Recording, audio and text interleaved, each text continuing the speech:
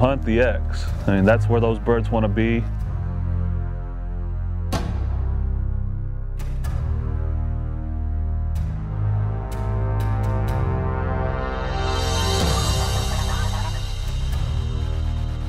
Just do what you got to do. You would hate to put in all that effort and then just get busted by the birds.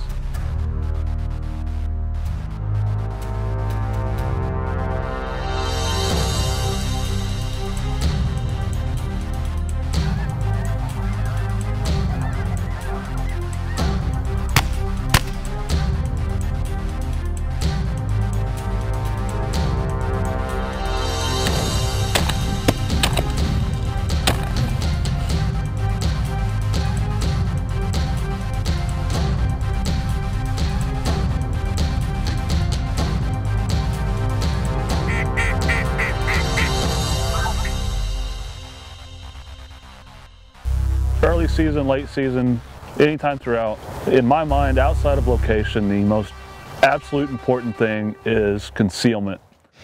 If you've got an X, you've got a spot where the birds are and there's no cover. Do you still hunt it? You know, concealment's a big issue when you're trying to be successful. If you've got a spot where you can hide just off of the X, you know, do you take that as a better option versus being where the birds want to be, but you can't hide? It's a problem, a question that I think every waterfowl hunter faces through the year. In this particular hunt, we were lucky because the birds were in a barley field. There was a swath of tall stubble right where they wanted to be. We set out with the frame of mind that there's a ton of barley fields that we're going to be hunting up here, and we found a bunch of just waste barley, and we got a bunch of big contractor bags and loaded it up. We were not going to be seen after all this work we just put into this. After this 27-hour drive, we were not going to be busted by birds seeing us and seeing our blinds.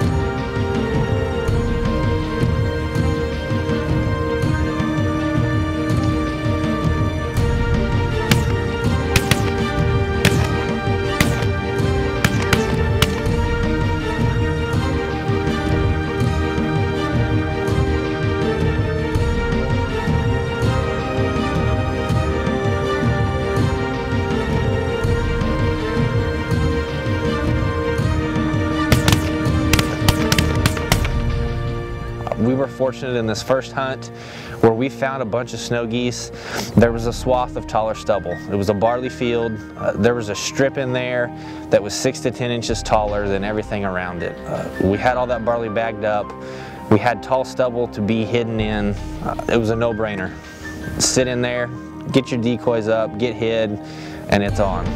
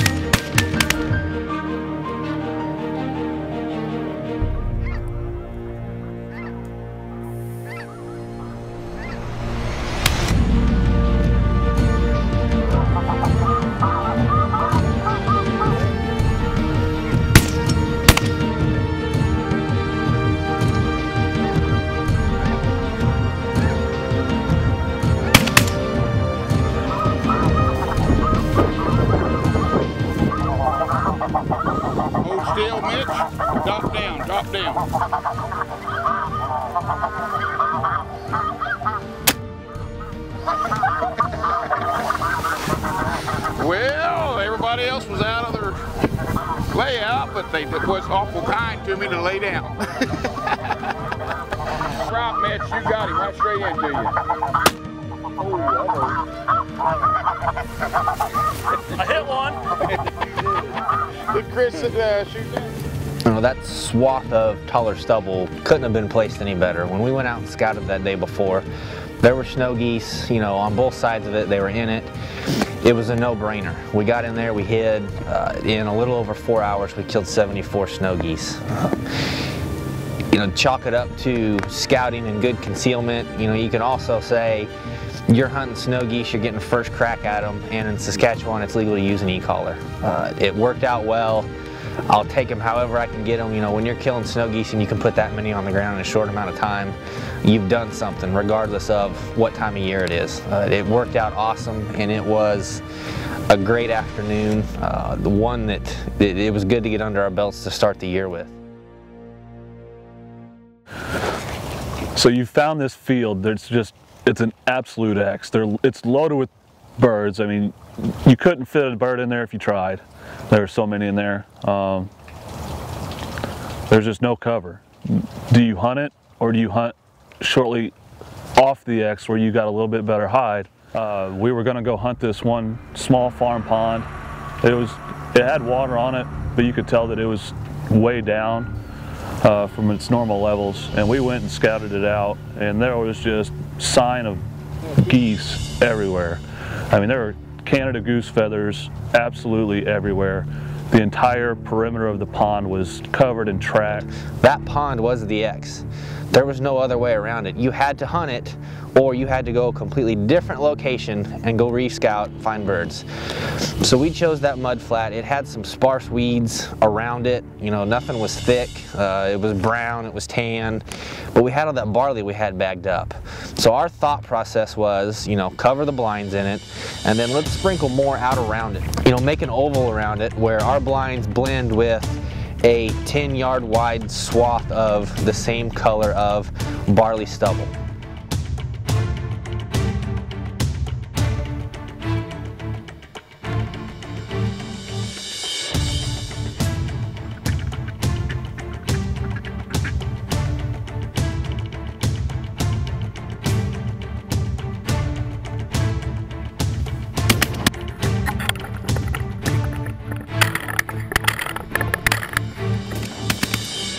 Call, you know, yes and no. We didn't have another option. There's no drawing them off that pond. We sat there. You know, we had a few groups come around early. Those birds were coming off the roost looking to feed. They weren't looking to go in that pond. They, you know, they flew over, whatever. But, you know, mid-morning, here comes these birds off these fields. You know, they're looking. They know that this pond is the spot. They've been using it all summer. You know, first group comes through. You know, they're looking, they peel out. You know, they come back for another look, they peel out. Okay, what's the problem? Here comes another group. That group does it right.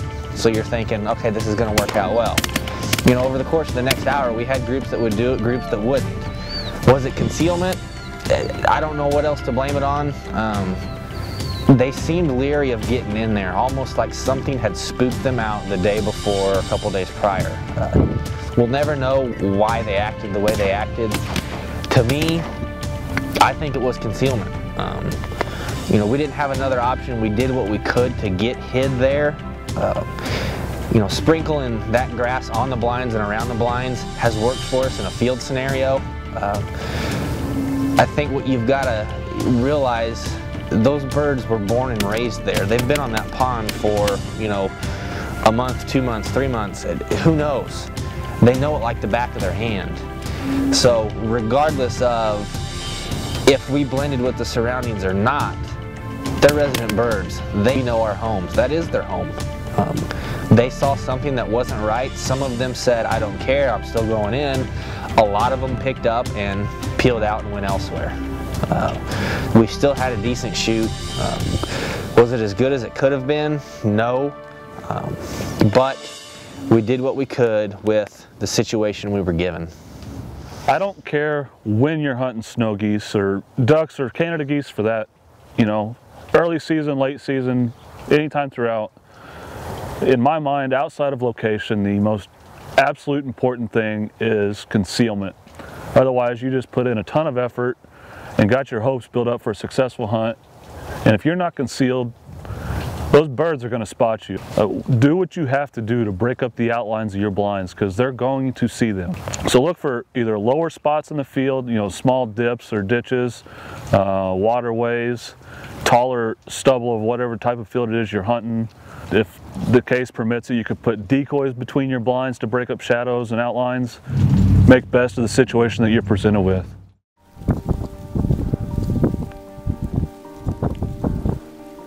So we've got our big spread decoys this morning. We've got 6 decoys. Oh, I'm sorry, 7. It's my uncle's lucky number.